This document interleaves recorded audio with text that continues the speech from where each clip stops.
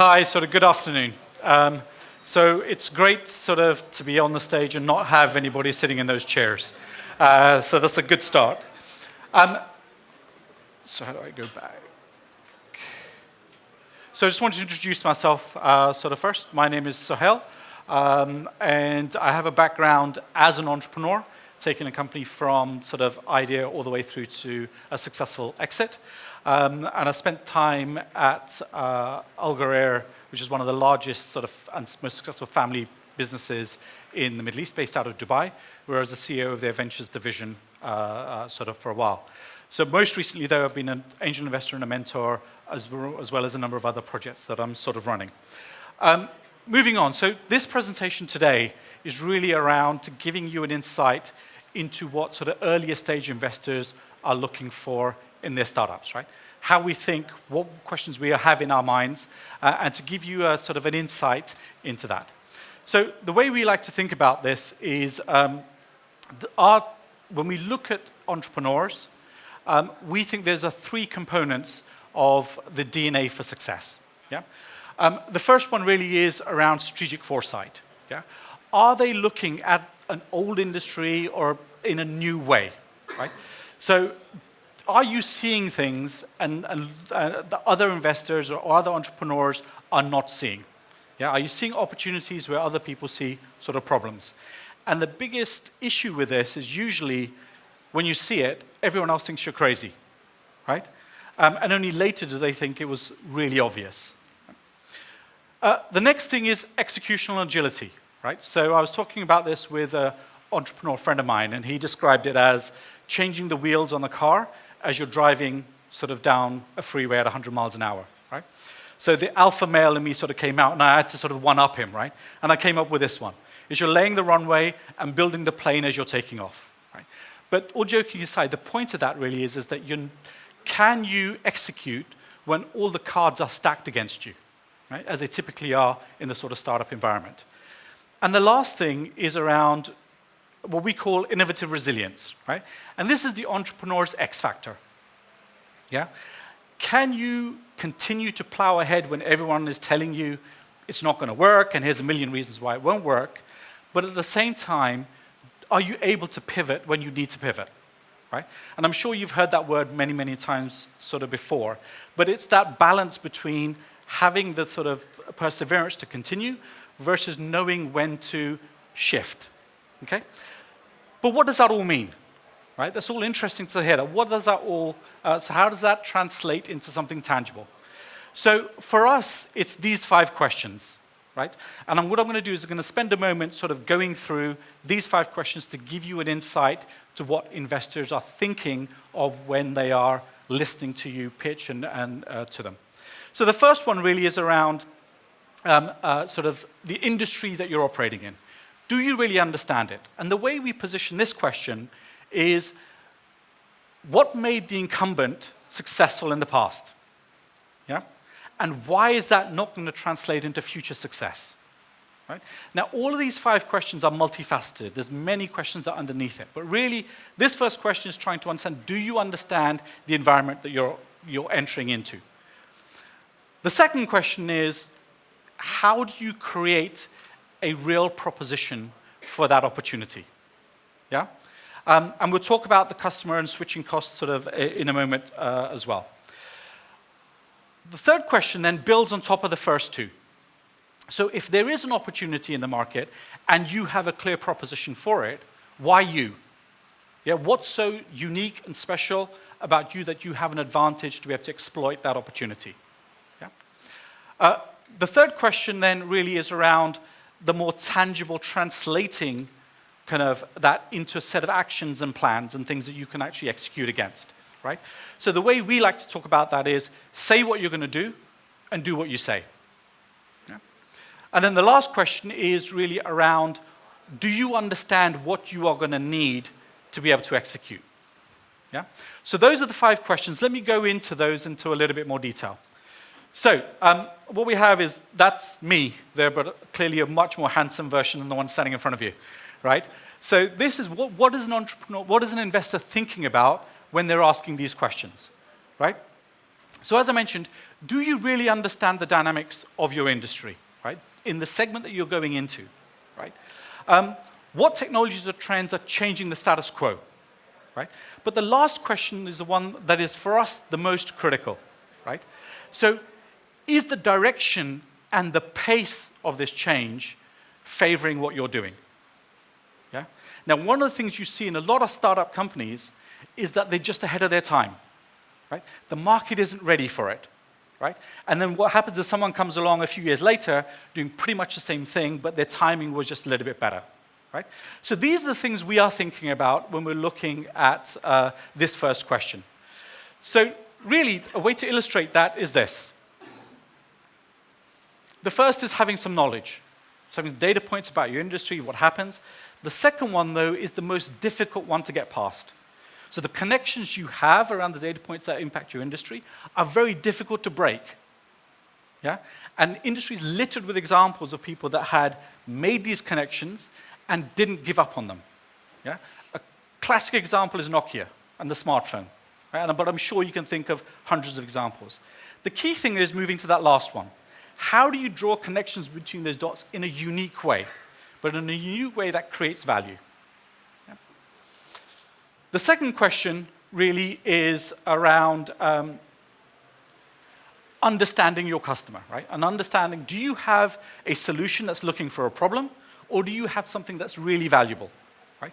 Too often we see entrepreneurs that have come up with a technical solution, but they're not clear on the problem that they're trying to solve. Yeah? So here, the other thing is really inertia. Let me jump to that slide, actually.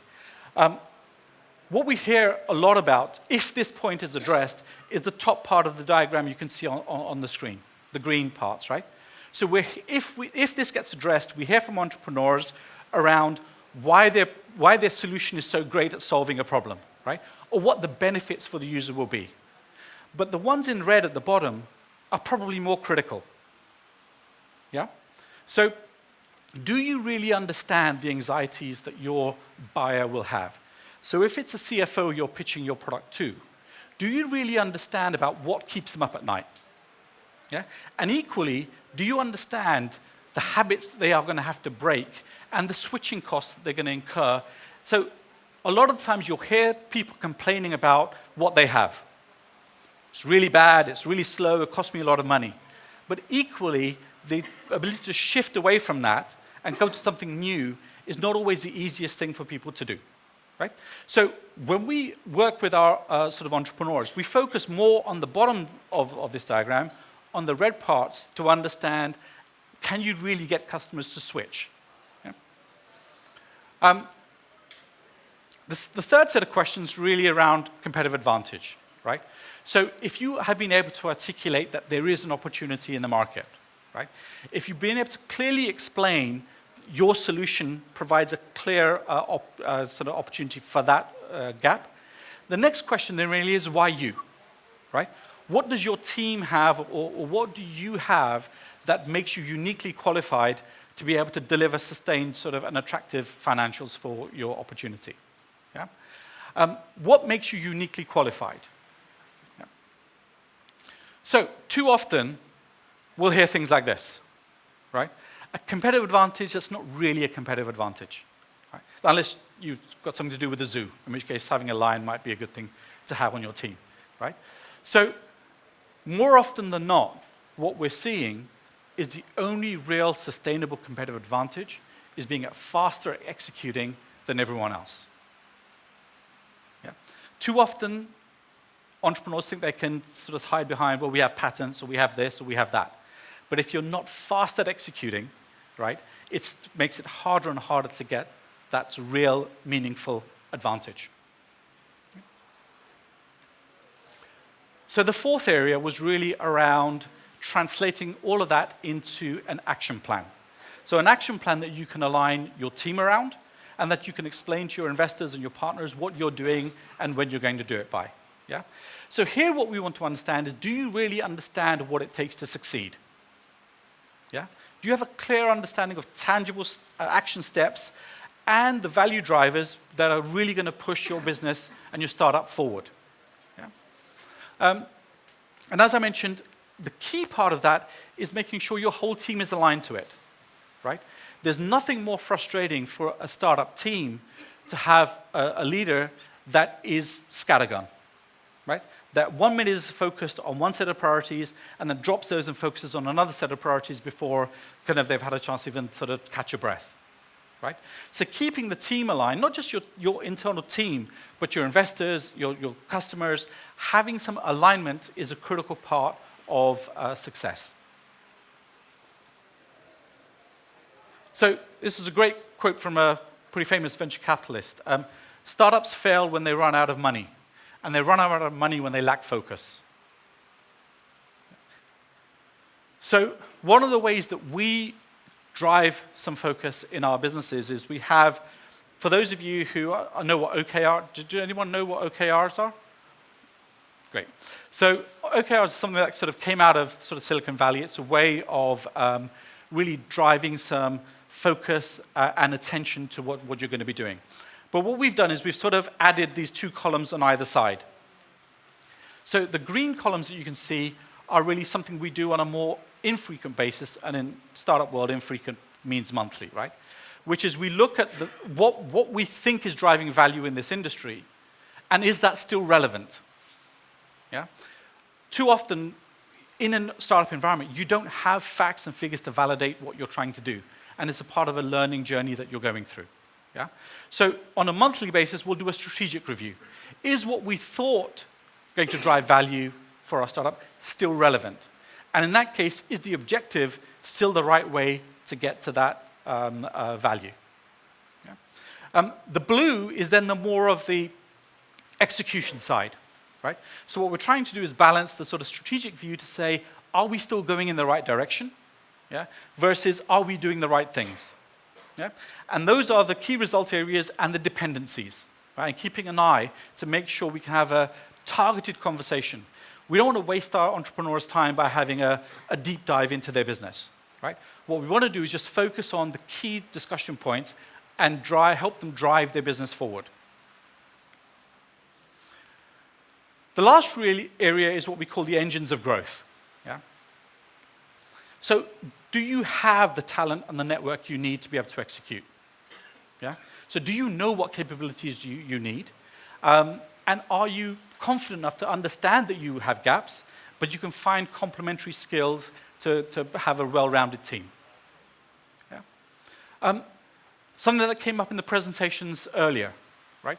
It's not just about what funding you need, but it's also about what you're going to use it for and how that will help you, right? I've had a lot of discussions with sort of entrepreneurs earlier today around, why do you need this money? How is it really going to drive your business forward? Is this the right amount to raise now, right? And should you be doing this now? Yeah. And the last question really is around the operating discipline, right? I mentioned earlier, say what you're going to do and do what you say. Yeah? There's nothing worse for an investor to have a review with you and the goalposts keep changing. What you said you were going to do keeps changing and keep moving. Now, clearly we understand that the world is dynamic, right?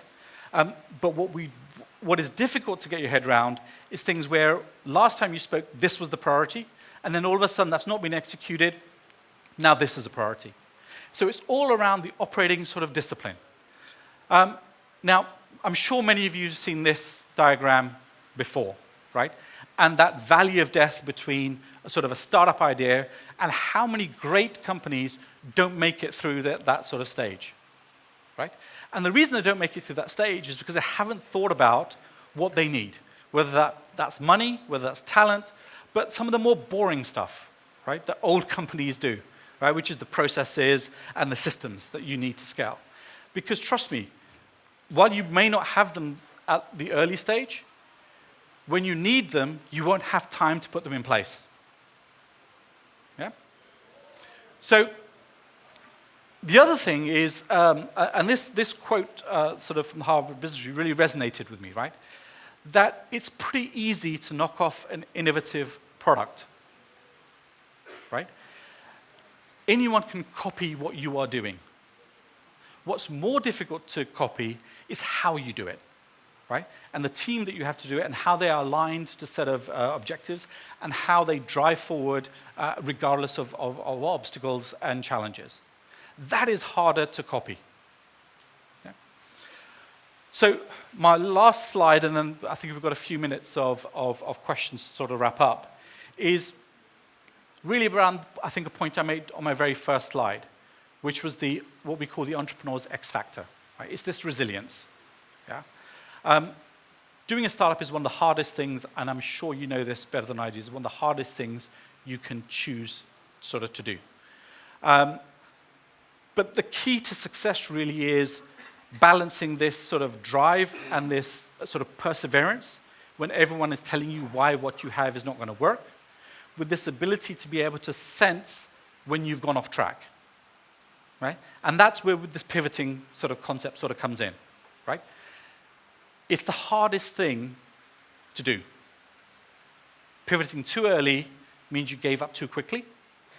Pivoting too late means you probably wasted a lot of resources and time that you probably didn't have. There's a great example is of an inventor and an entrepreneur, Dyson, from the UK. And you may have seen this last week, he announced that he was exiting the electronic car business.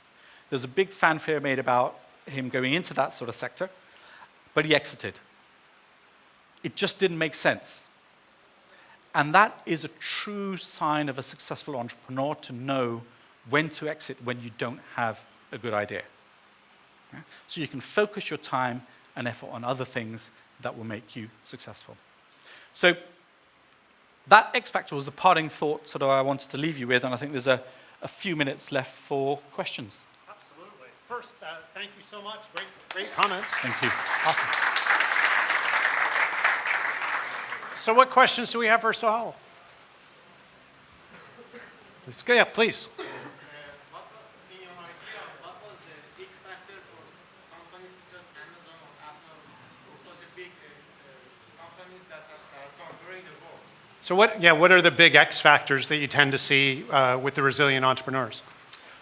So it's difficult to answer the question about the examples that you've given.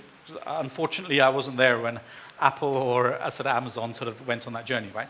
But I think the thing that we sort of see is summarized on that sort of first slide. It's the combination of the strategic foresight, right? It's joining the dots in a different way, yeah? It's the ability then to be able to execute, yeah? So you've identified something unique and new, but now you equally can execute against it faster than anyone else can do. And then this last point about resilience, right? There's no right answer to pivoting. And it's the hardest thing that you can do you change tack now, or do you sort of keep going? Yeah? And there is no right answer to that question. And I'm sure a lot of the times people who answered that question answered it with a gut feel rather than fact. And if they got it right, they're heroes. And if they didn't get it right, then, kind of. So those are the things I would say. Does that answer your question? Yes. What other questions? Yes, please. What does Endeavor do to share with that with us? So he had to ask a nice question because he's a friend of mine, right? Yeah. So I That's planted a him in the I planted him in the audience to sort of ask me. Usually hand over questions. a couple dollars so, yeah. when you get that. Yeah. Yeah. Well, $1. Those were carried away. Yeah. So look, our job is to bring an industry understanding and industry knowledge, which means helping entrepreneurs think through whether they really have something of value sort of to offer people in that industry, right? And with that comes contacts and opening doors. So everyone likes to think of themselves as sort of smart money, but we like to be that. So we're more hands-on, we're more focused to help our entrepreneurs rather than just sort of invest and then vanish and then come back and sort of do sort of reviews. So you're an investor and service provider? Or Yeah. What stage do you... Very early stage, but sort of more on the angel sort of side and early sort of seed. That actually is a perfect place for us to wind things up. But we really appreciate all your time and great wisdom. So please, let's thank you very much. Thank him for his comments. So we're actually going to move on to our next topic. So thank you. I'll take that if you like. Okay, thanks. Thank you.